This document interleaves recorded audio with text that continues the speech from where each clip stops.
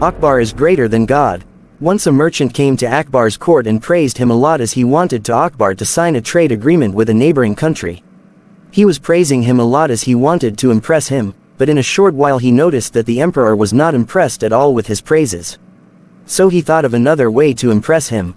He shouted, "O emperor, you are greater than even God," and sat quietly to notice the effect of his words. Birbal was also listening to all this and was anticipating some kind of trouble out of this praise. So his brain stated working ahead of time for its solution. Akbar was very furious at the merchant's words. He was a very religious man and he did not like all this at all, that somebody should tell him that he was greater than the God himself who was the greatest of the all.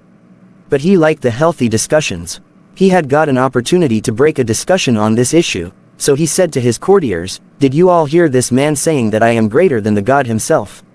If this is so, then tell me why is it so?"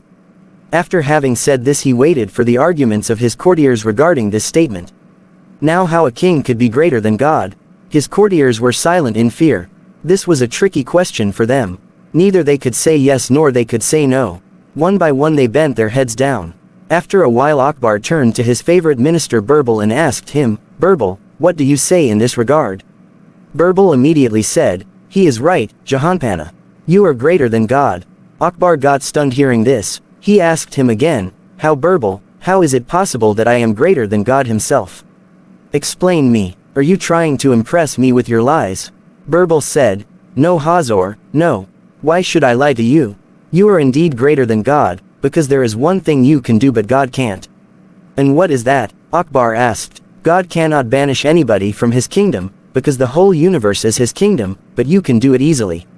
Akbar couldn't help bursting out laughing and said, "Birbal, you are the best, as always." And he banished that merchant.